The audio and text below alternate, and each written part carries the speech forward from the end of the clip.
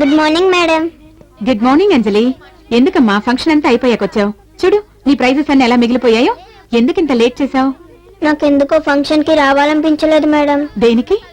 నా ఫ్రెండ్స్ అంతా వాళ్ళ పేరెంట్స్ తో డ్యాన్స్ మీదకి వచ్చి ప్రైజెస్ తీసుకుంటారు, కానీ నాకు పేరెంట్స్ లేరు కదా మేడం. ఒక్కదాన్నే స్టేజ్ మీదకి రావాలంటే ఎందుకో బాధ కలిగింది మేడం. నీలాంటి బ్రిలియంట్ స్టూడెంట్స్ ఎప్పుడూ డిసప్పాయింట్ అవ్వకూడదు. ఇదిగో నీ ప్రైజెస్ అన్ని ఇప్పుడు నీకు ప్రెజెంట్ చేస్తున్నా. అంజలి సంగతి తెలిస్తే ఎవరైనా బాధపడతారు. పేరుకు మాజీ సిటీ మేయర్ మనవరాలు. పాపం అమ్మా నాన్న ఉన్నా ఎవరూ లేని అనాథననే ఫీలింగ్ తో పెరుగుతోంది. వదిలేసిన అమ్మా నాన్న ఎలా ఉన్నారో తెలియదు గానీ మిగతా పిల్లల్ని చూసినప్పుడు మాత్రం అప్పుడప్పుడు అప్సెట్ అవుతుంది.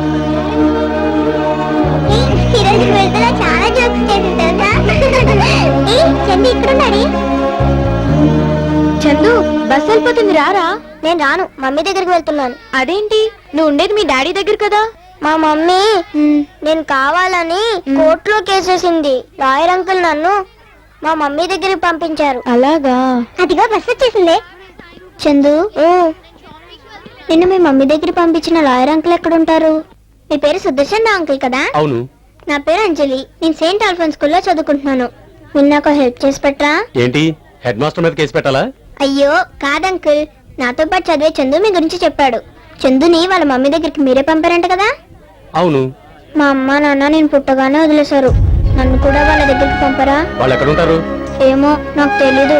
తెలియకుండా కేసు ఎలా వేస్తాం? మరి చందుని వాళ్ళ మమ్మీ దగ్గరికి ఎలా పంపారు? చందు కావాలని వాళ్ళమ్మ కోర్టులో కేసు పెట్టింది. అయితే మా అమ్మ నాన్న కావాలని నేను కేసు పెడతాను. లిల్లీ పోవంతలేవు, లీగల్ పాయింట్స్ మాట్లాడుతున్నావే. తప్ప. అంకుల్ అంకుల్ ప్లీజ్ అంకుల్, నా మాట వినండి అంకుల్. నన్ను మా మమ్మీ డాడీ దగ్గర పంపించండి అంకుల్.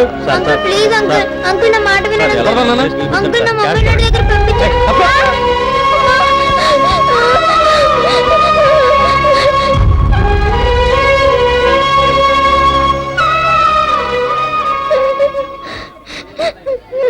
లాయర్ గారు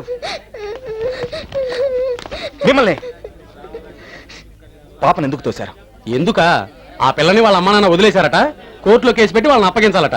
నేనేదో ఖాళీగా ఉన్నట్టు పిల్లతనంగా నా వెంటపడి మరీ అలర్ట్ చేస్తుంది. పిల్లతనం అని మీరే అంటున్నారుగా, అలాంటప్పుడు ఏదో సర్ది చెప్పి పంపించాలి. సర్ది చెప్పే టైం నాకు లేదు. అయినా నువ్వు లాయర్వేగా, ఆ పాపను సంకరించుకుని చందమామను చూపిస్తూ ఆ సర్ది చెప్పేదేదో నువ్వే చెప్పు.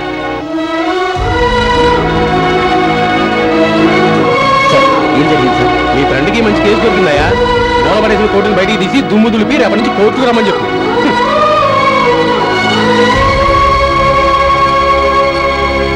హ్యాపీ బర్త్డే రా.